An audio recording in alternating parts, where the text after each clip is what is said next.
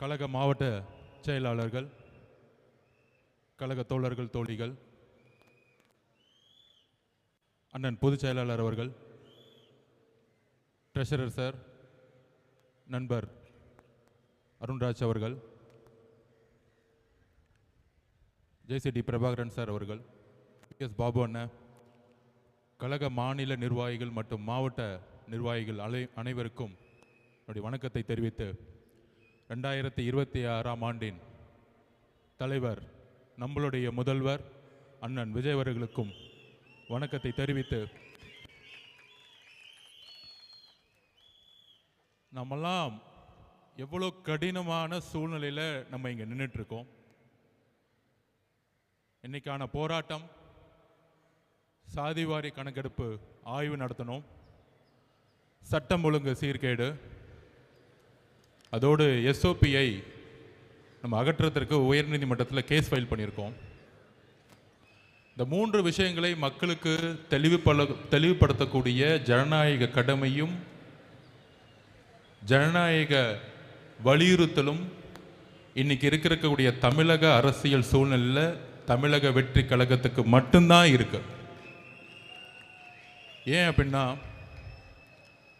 முதல்ல நம்மளுடைய சாதிவாரி கணக்கு பற்றி பேசணும். இன்னும் நிறைய பேத்துக்கு அது புரியல. இதை பற்றி பேசிய தலைவர்கள்லாம் இன்றைக்கு அமைதியாக இருக்கிறாங்க. முக்கியமாக இந்த சாதிவாரி கணக்கெடுப்பு சமூக நீதி அடிப்படையில் உருவாக்கிய நீதி கட்சி 1921 முதல் முறையாக வகுப்புவாரி பிரதிநிதித்துவ ஜீவோவை பாஸ் பண்ணாங்க.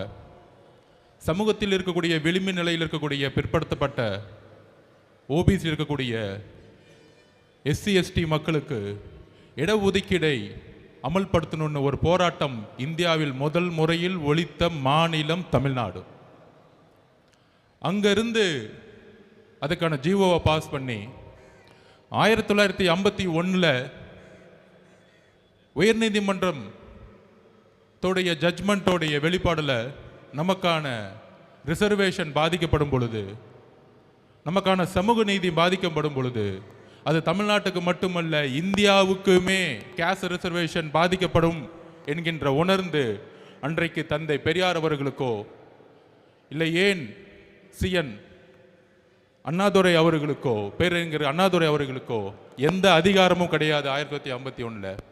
ஆனால் பெரியார் அவர்கள் உருவாக்கக்கூடிய போராட்டம் மூலமாக அரசு, ஒன்றிய அரசு செவி சாய்த்து அன்றைக்கு முதலில் ஃபர்ஸ்ட் அமெண்ட்மெண்ட், அரசியலமைப்புடைய ஃபர்ஸ்ட் அமெண்ட்மெண்ட்டை, அரசியலமைப்புடைய ஃபர்ஸ்ட் திருத்தத்தை உருவாக்கிய மண் நம்மளுடைய தமிழ்நாடு.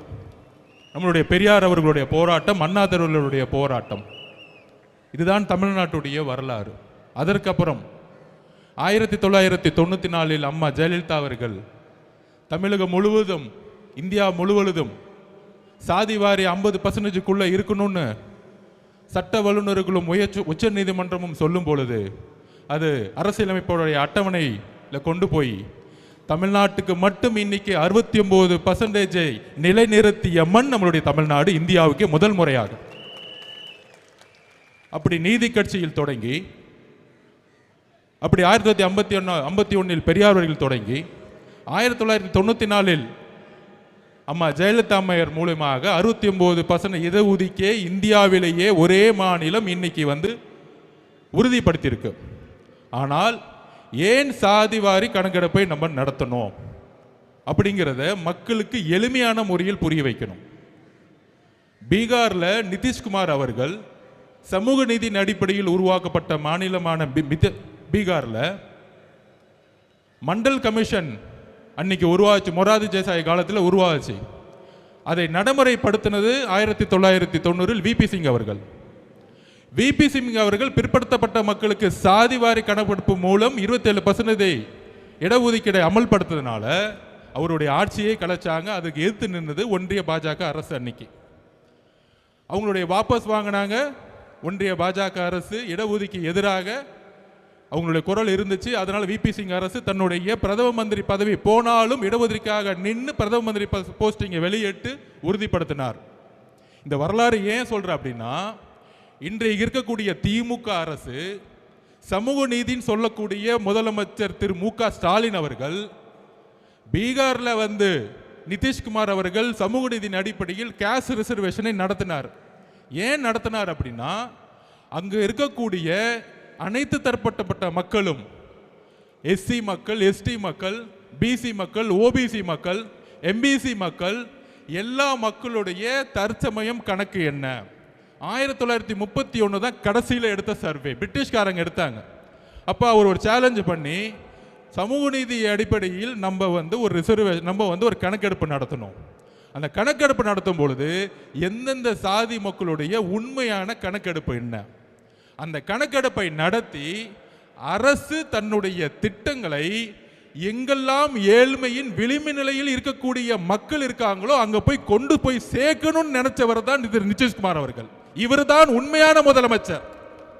அவரை ஃபாலோ பண்ணி நம்மளுடைய பக்கத்து மாநில கர்நாடகாவில் இருக்கக்கூடிய உண்மையான சமூக நீதி காவலர் இருக்கக்கூடிய திரு சீதாராமையா அவர்கள் வந்து கணக்காய்வு நடத்தினார். அதுக்கப்புறம் தெலுங்கானா ஒரு புதிய முதலமைச்சர் முதல் முறையில் ஆயிருக்கிறார் ரேவந்த் ரெட்டி அவர்கள்.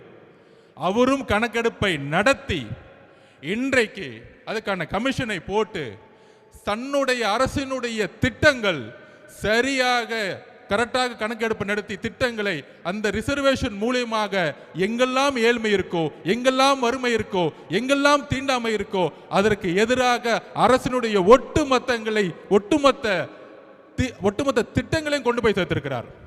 காங்கிரஸ் ஆளக்கூடிய மாநிலங்கள், எதிர்கட்சியா இருக்கக்கூடிய நிதிஷ்குமார் ஆளக்கூடிய மாநிலங்கள், இங்கெல்லாம் ஒரு சாதிவாரி கணக்கெடுப்பு நடத்தும் பொழுது சமூக நீதியின் அடிப்படையில் உருவான திமுக, அண்ணாதுரை ஒரே ஒரு விஷயத்துக்காக இந்த திமுக உருவாக்கினார், சமூக நீதி. சமூக நீதியின் அடிப்படையில் உருவாக்கின திமுக அதோடைய வழித்தொண்டில் வந்த கலைஞருடைய மகனாக இருக்கக்கூடிய திரு மு.க. ஸ்டாலின் அவர்களுக்கு சாதிவாரி கணக்கெடுப்புனால என்னன்னே தெரியல. மக்கள் தொகை கணக்கெடுப்பையும் சாதிவாரி கணக்கெடுப்பையும் குழப்பி சட்டசபையில் பேசுறாரு.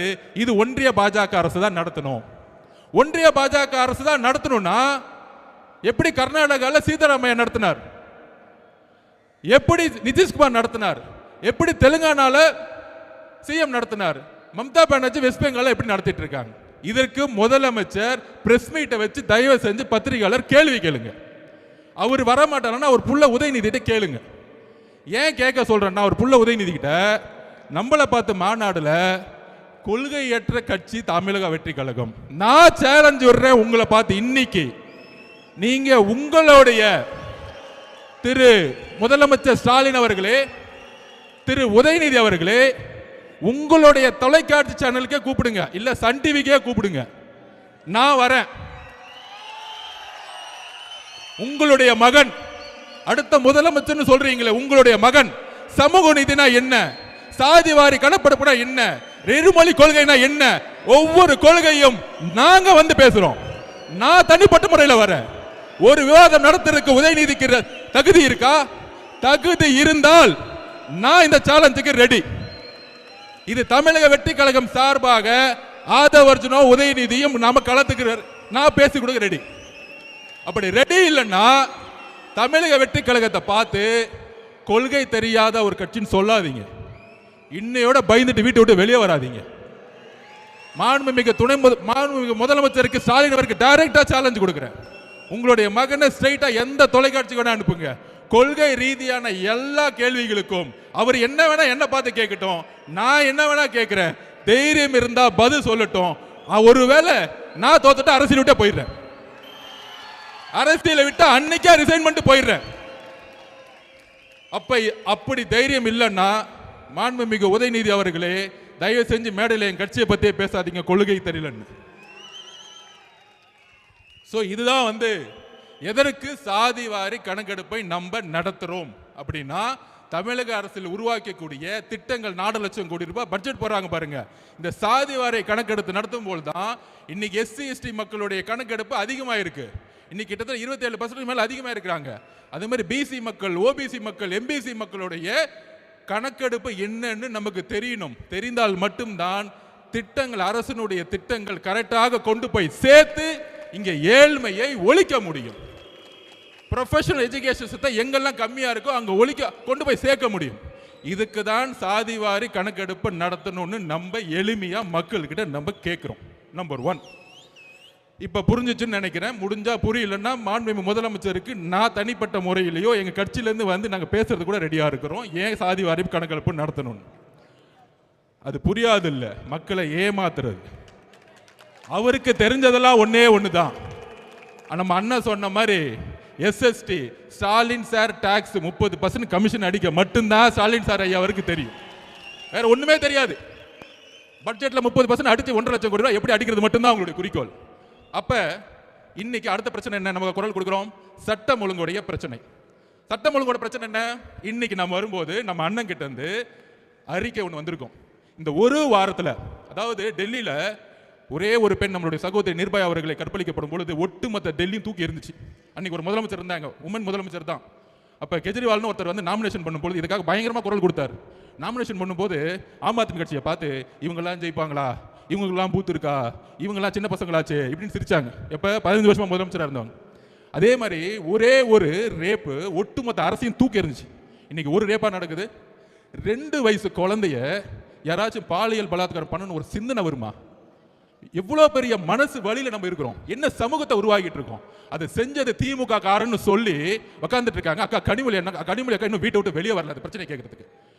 அதுக்கப்புறம் உதயநிதி அவர்கள் வரல, முதலமைச்சர் ஸ்டாலின் அவர்கள் அது பத்தியே பேசல. 2 வயசு குழந்தை பிரச்சனை முடியறதுக்குள்ள அடுத்தது மதுராந்தகத்துல, அடுத்த தூத்துக்குடியில தன்னுடைய வீட்டுல கழிவறை இல்லையா? இதுதான் தமிழ்நாடு முன்னேறிய மாநிலமா? இதுதான் திராவிட 2.0வா?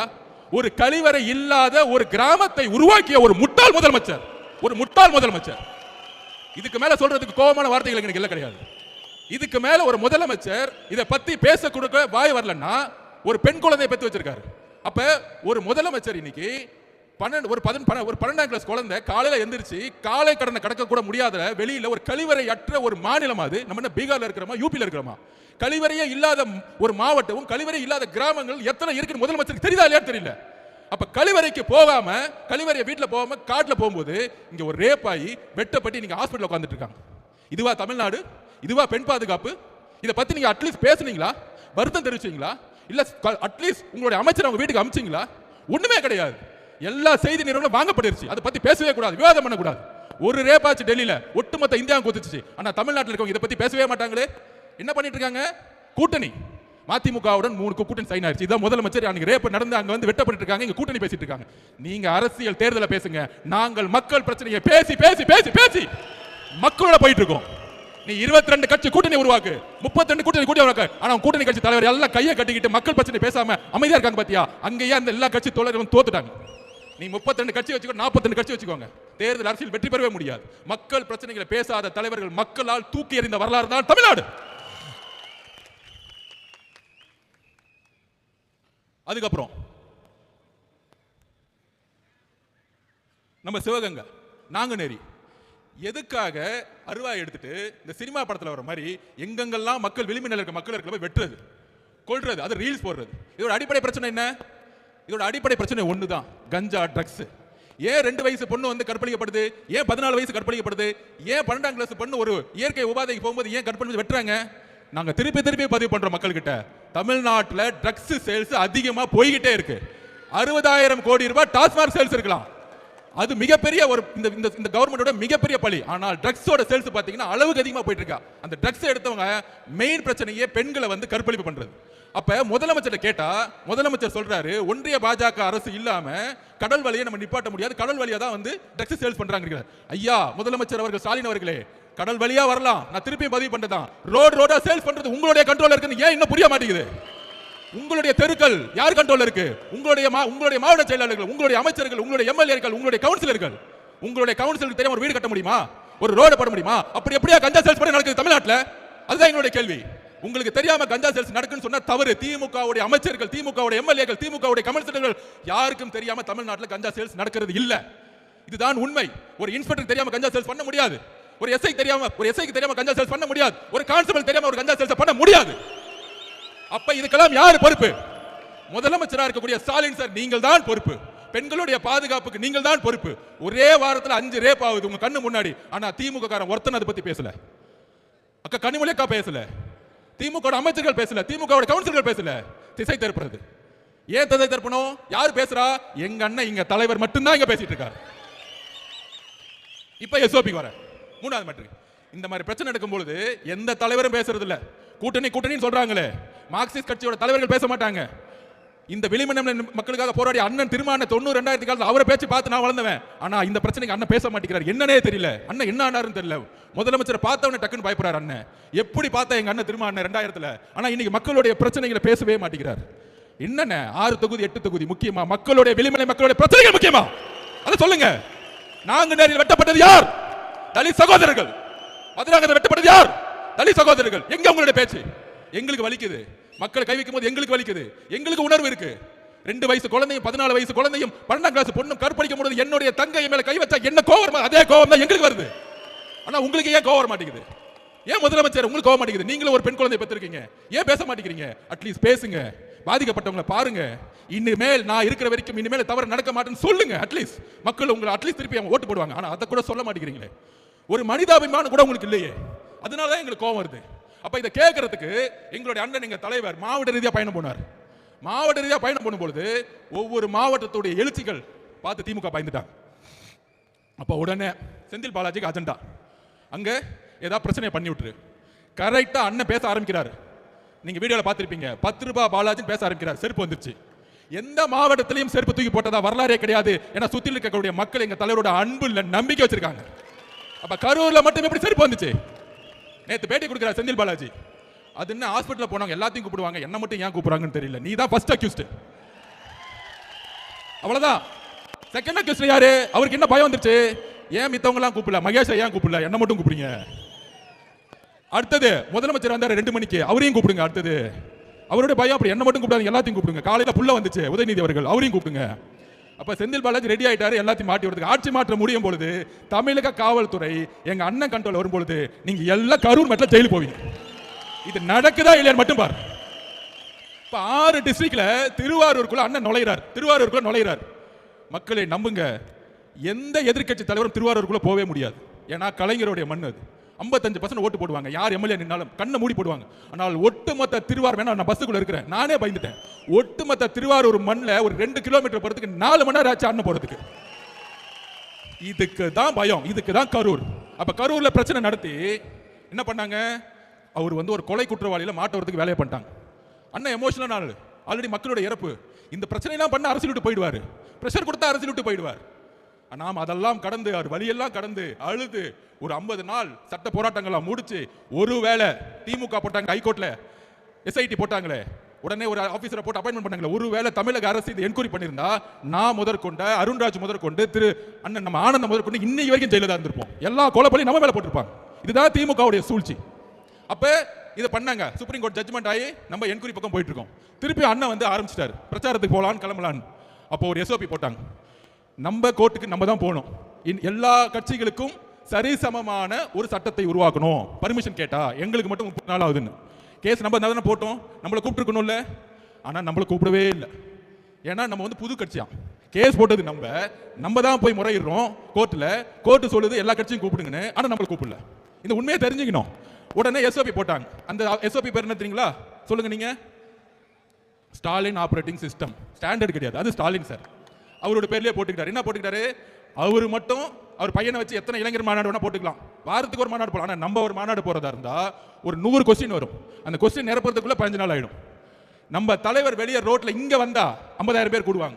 கூடும் பொழுது காவல்துறை ரோட சரியா ரெகுலைஸ் பண்ணலன்னா திருப்பி மக்களுக்கு ஸ்டாம்பேட் ஆகிறதுக்கான ப்ராப்ளம் இருக்கும். அதனால தான் நம்ம தலைவர் ஒவ்வொரு இடத்துக்கு வரதுக்கு யோசிச்சுட்டே இருக்கிறாரு. அவர் வெளியே வரதுக்காக யோசிக்கல தம்பி, மக்களுடைய பாதுகாப்புக்காக தான் அமைதியாக உட்காந்துட்டு இருக்காரு. ரொம்ப தெளிவா நான் பதிவு பண்றேன். அவர் நடக்க ஆரம்பிச்சிட்டாருன்னா 1 லட்சம் பேர் வருவாங்க. அப்ப மக்கள் பாதுகாப்பு காவல்துறையிட்ட இருக்கு. காவல்துறை எதுவுமே செய்யறது இல்ல. அப்ப திருப்பி ஒரு ஸ்டாம்பேட் ஆகி திருப்பி அவர் மேல கொலை பண்ணணும். இதுக்காக தான் எஸ்ஓபி. அப்பதான் முடிவு பண்ணோம். ஒவ்வொரு ஊரும் 15 கிலோமீட்டர் தள்ளி காட்டுல நிர்வாகிகள் மீட்டிங் வெறும் 5000 பேர் வச்சு அண்ணனை இன்னைக்கு பிரச்சாரம் பண்ணிட்டு இருக்கோம். இப்ப இந்த திமுகவுடைய சூழ்ச்சி உங்களுக்கு தெரியுதா? எதனால நம்ம பிரச்சாரம் பண்ண முடியலன்னு? இன்னைக்கு கூட அண்ணன் தூத்துக்குடி போனோம், மதுராந்தகம் போகணும்னு துடிக்கிறார். இந்த ரேப்பை கேள்விப்பட்டேன். ஆனால் அங்க காவல்துறைக்கு ரீச் பண்ணா யாரும் பதில் கிடையாது. அந்த சின்ன வீட்டுக்குள்ள போகும்போது 20,000 பேர் சுத்தி வந்தா யாரு பதில் சொல்லுவா திருப்பியும்? அப்ப என்னைக்கு நியூட்ரல் ஆகும்னா தேர்தல் கமிஷனுடைய நோட்டிபிகேஷன் வரும் பொழுது அப்ப எல்லா கட்சிகளும் ரோட பிரச்சாரம் போலாம். அன்னைக்கு பிரச்சாரத்தை ஆரம்பிச்சாருன்னா தமிழகம் எம்ஜிஆருக்கு அப்புறம் உருவாக்காத பிரச்சாரத்தை தமிழக விஜய் அவர்கள் உருவாக்குவார். இது நடக்குதா இல்லையா மட்டும் பாருங்க. அன்னையோ நோட்டிபிகேஷனோட முதலமைச்சரோட சைன் அத்தாரிட்டி முடிஞ்சிச்சு, அதோட ஓவர். அப்ப தெருவா ஒவ்வொரு ரோடா போகும்போது மக்களுடைய எழுச்சி அப்ப பாப்பீங்க, மக்களுடைய கோவத்தை நீங்க பாப்பீங்க. அப்ப இன்னைக்கு நம்ம முதலமைச்சர் என்ன பண்ணிட்டு இருக்காரு? நீங்க ஒன்னே ஒன்று புரிஞ்சுக்கணும். அண்ணா ஓப்பரா சொன்னார், என்னுடைய தனிப்பட்ட பிரச்சனை விமர்சனம் நான் பாத்துக்கிறேன். அதுக்கு மேல என்ன பிரச்சனைன்னு சொல்றாரு? 2 வயசு குழந்தை ரேப் பண்றாங்க, 16 வயசு குழந்தை காலை கடந்து கடக்க முடியல. இதை நோக்கி நம்மளுடைய பிரச்சாரத்தையும் பிரச்சனையும் சொல்லுவோம். அப்ப இன்னைக்கு தமிழ்நாட்டில் எத்தனையோ தலைவர் இருக்காங்க, ஏன் அவர் மீது விமர்சனம்? நான் ஓப்பனா உங்ககிட்ட பதிவு பண்றேன், மக்கள்கிட்ட பதிவு பண்றேன், முக்கியமா சோசியல் மீடியா வாரியர்ஸ் கிட்ட பதிவு பண்றேன். தமிழ்நாட்டில் எம்ஜிஆருக்கு அப்புறம் ஒரு பிரபலமான ஒரு தலைவராக ரஜினிகாந்த் அவர்கள் வரணும்னு நினைச்சார். அரசியல் வந்து சிஸ்டத்தை மாற்றணும் எல்லாம் பண்ணணும்னு நினைச்சார். ஆனால் இதே திமுக குடும்பம் பல மிரட்டல்களை கொடுத்து அவரை அரசியல் கட்சி வர விடாம பார்த்துக்கிட்டாங்க. இன்னைக்கு என்ன ஆனார்? அவரு கடைசியில் ரெட் ஜெயின்ட் பிக்சர்லயே நடிக்க போயிட்டார். அவர் மேல விமர்சனம் கிடையாது, அந்த வலிமை, மன வலிமை நம்ம தலைவர்கிட்ட இருக்கு. நான் பதிவு பண்றேன், நீங்க என்ன வேணா பண்ணுங்க. என் மக்களை கொன்ன, வீட்டை விட்டு வெளியே வந்துட்டேன், என்ன தனிப்பட்ட முறையில் விமர்சனம் பண்ற, அதுக்கெல்லாம் நான் பதில் கொடுக்கல. நீ பதில் கொடுத்துட்டு என்ன திட்டிட்டே இருக்கும் பொழுது மகளிர் தினத்தன்னைக்கு 12 ப்ராமிஸ் கொடுத்து என்னுடைய பெண்களுக்கு என்ன பண்ணணும்னு சொன்னவர் எங்க தலைவர். வீட்டில் உட்காரல பயந்துட்டு. அப்ப எதை நோக்கி நம்ம தலைவர் போறார்? தமிழ்நாட்டில் ஒரு மாற்றம் உருவாகணும். மாற்றம் உருவாகணும் சொன்ன தலைவர்லாம் என்ன ஆனாங்க? நான் ஒவ்வொன்றா சொல்றேன். மதிமுக தலைவர் வைகோ அவர்கள் கட்சி ஆரம்பிக்கும் போது திமுகவுடைய பல பிரச்சனைகள் சொல்லி எத்தினார். இன்னைக்கு 4 சீட்டு, அதுலயும் 3 சீட்டு உதயசூரியனா, ஒரு சீட்டு அவங்களுக்கு சொந்த சிம்பிளா. இது என்ன கூட்டணி நமக்கு ஒன்றும் புரியவே இல்லை. இன்னைக்கு அண்ணன் திரும்ப அண்ணன் திமுக கடுமையா 2014 பிரச்சாரம் பண்ணார், அவராலையும் முடியல. கடைசியில் அங்க கூட்டணி. இது மாதிரி எல்லா தலைவர்களும் இன்க்ளூடிங் அண்ணன் கமலஹாசன் அண்ணன் கட்சி ஆரம்பிச்சு டிவி எல்லாம் உடைச்சாரு, ஆனால் அவராலையும் முடியல. நம்ம அவரை வந்து நம்ம சிறுமைப்படுத்தல, திருப்பியும் திமுக சேர்ந்து ரெட் ஜெயின் படத்துல நடிக்க ஆரம்பிச்சிட்டார். அப்ப எல்லாரும் ஓபிஎஸ் அண்ணன் முதலமைச்சரா இருந்தவர், அம்மா கூட விசுவாசி முதலமைச்சரா இருந்தவர், 3 தடவை முதலமைச்சரா இருந்தார். இன்னைக்கு ஸ்டாலின் சர்வீஸ் செஞ்சுட்டார். அப்ப அவங்களுடைய பணபலத்தை பாருங்க. எல்லாரையும் விலை கொடுத்து வாங்கலாம், எல்லாரையும் மிரட்டலாம், ஆனால் தமிழகத்தில் மிரட்ட முடியாத, விலை கொடுத்து வாங்க முடியாத அன்காம்ப்ரமைஸ் தலைவர் ஒருத்தர்னா எங்களுடைய தலைவர் விஜய் அவர்கள் மட்டும்தான். உடனே கூட்டணி பத்தி 2 நாளா பேசிட்டு இருக்காங்க. அப்படி ஆயிடுமா, அப்படி ஆயிடுமா, இப்படி ஆயிடுமான்னு. 234 தொகுதியிலும் காவல்துறை எனக்கு வேண்டுகோள் கொடுக்குறேன், நான் பேசுறதை நிப்பாட்டாதீங்க. முதலமைச்சர் ஸ்டாலின் அவர்கள் சொல்லிடுங்க, நான் ஒரு 10 நிமிஷத்துல முடிச்சிருவேன். கவலைப்படாதீங்க, பார்த்துக்கோ. இன்னும் 60 நாள் காவல்துறை நம்ம பக்கம் வந்துடும். ஸோ காவல்துறை கிட்ட ஒத்துழைப்பு கொடுத்துருவோம், இல்லைன்னா பாவம் மாவட்ட செயலாளர் மேலே எஃப்ஐஆர் போட்டுருவாங்க. கவலைப்படாதீங்க, 60 நாள் எஃப்ஐஆர் திருப்பி டெலீட் பண்ணிடலாம் நம்ம கவர்மெண்ட் வந்த உடனே. அதை பற்றி கவலைப்படாதீங்க. ஸோ 22 கட்சி கூட்டணி, கொள்கை கூட்டணி சொன்னவங்க இன்னைக்கு 2 வயசு குழந்தை, 14 வயசு குழந்தை, 16 வயசு குழந்தையோட ரேப்பை பற்றி பேசுறதுக்கு வாய் வர மாட்டேங்குது. ஏன்னா ஸ்டாலின் சார் கோச்சிக்குவார். இன்னைக்கு அங்கே திருப்பியும் சொல்கிறோம், மக்களிடம் உண்மையை பேசக்கூடிய ஒரே தலைவர் நம்மளுடைய தலைவர் மட்டும்தான். இந்த கூட்டணின்னு சொல்லிட்டு இருக்காங்க. கொஞ்ச நாளைக்கு அங்கே போயிட்டான்னு சொல்லுவாங்க, கொஞ்ச நாளைக்கு டெல்லி பக்கம் போயிட்டான்னு. நாங்கள் நேர்காணல் நடத்தி 234 தொகுதிக்கு கேண்டிடேட்டை அண்ணன் ரெடி பண்ணிட்டு இருக்காரு. தெளிவாக இருக்க குறிக்கோள், நிறைய குழப்பங்கள் வேணாம். நாம் உறுதியாக சொல்கிறோம், ஒரு மக்கள் ஆட்சியை மக்களே உருவாக்குவார்கள் 2026 கண்டிப்பாக சரி செய்யும். அதோட இன்னொரு கோரிக்கை, கேஸ் பிரச்சனை பயங்கரமாக கடுமையாக போயிட்டு இருக்கு. பெட்ரோல் பங்கில் பெட்ரோல் இல்லை, டீசல் இல்லை. மாநில அரசு ஒரு எமர்ஜென்சி கமிட்டியை உடனே அப்பாயின்மெண்ட் பண்ணி மத்திய அரசோட ஒன்றிய அரசோட பேசி மக்களுக்கு உண்மையான தகவல் சொல்லணும். இன்னும் 15 நாளில் கேஸ் கிடைக்காது, இன்னும் 10 நாளில் பெட்ரோல் கிடைக்காது, டீசல் கிடைக்காதுன்னு சொல்லணும். சொன்னாதான் அடுத்த கட்டத்தில் குடும்பத்தில் இருக்கவங்க அடுத்த என்னன்னு செய்யணும். ஒண்ணுமே சொல்லாம சும்மா எங்கேயாச்சும் டூர் போய்கிட்டு நாங்கள் ரோட்ல நிற்கக்கூடிய அவல நிலையை திமுக அரசு உருவாக்காதீங்கன்னு சொல்லி தயவு செய்து இன்னும் ஒரு வாரம் தான் மாண்புமிகு முதலமைச்சர் அவர்களே, தூக்கத்திலிருந்து வெளியே வாங்க. உங்க ஆட்சியை நாங்கள் வெளியே அனுப்புறதுக்கு நாங்கள் எல்லாம் ரெடி ஆயிட்டோம். நன்றி, வணக்கம்.